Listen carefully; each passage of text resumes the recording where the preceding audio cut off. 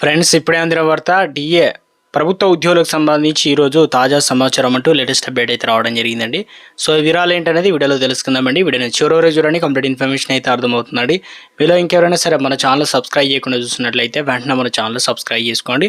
ప్రభుత్వం నుంచి వచ్చే లేటెస్ట్ అప్డేట్స్ అన్ని కూడా ముందుగానే అందించడం జరుగుతుంది. అదేవిధంగా చూస్తున్నారు కానీ లైక్ చేయడం మర్చిపోతున్నారని వెంటనే లైక్ చేయండి. లేట్ చేయకుండా వీళ్ళకైతే వెళ్ళిపోదామండి. మనం కేంద్ర ప్రభుత్వ ఉద్యోగులకు పెన్షన్లకు సంబంధించి అంటే రెండు తెలుగు రాష్ట్రాలకు సంబంధించి ప్రభుత్వ ఉద్యోగాలు చేస్తుంటారు. పెన్షన్లకు సంబంధించి అదేవిధంగా ఎంత పెరగబోతుంది, ఎంత రాబోతుంది అని చెప్పేసి క్లియర్గా తెలుసుకునే ప్రయత్నం చేద్దామండి. చివరి వరకు చూడండి. Dearness allowance, dearness relief పెరగనుంది.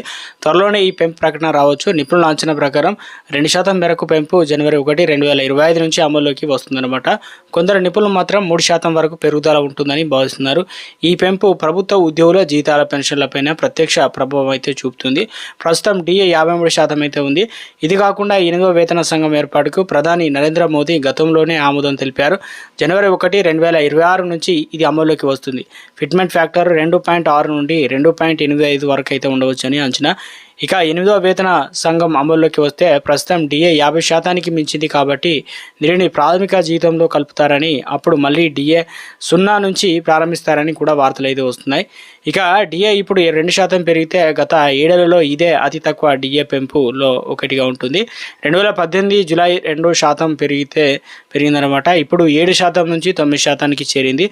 DA పెరిగితే దానికి అనుగుణంగానే ఉద్యోగుల జీతాలు, రిటైర్మెంట్ ఉద్యోగుల పెన్షన్లు పెరుగుతాయి.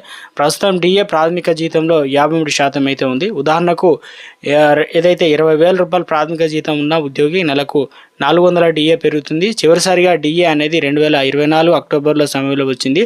ఇది జూలై నాటికి అమల్లోకి వచ్చింది కాబట్టి అప్పుడు డిఏ 50% నుంచి 53%కి అయితే చేరిందనమాట. డిఏ అనేది జీవన వ్యయం భత్యం, ద్రవ్యోల్బణం ప్రభావాన్ని తగ్గించడానికి ఇది ఉద్యోగులకు, పెన్షనర్లకు సహాయపడుతుంది.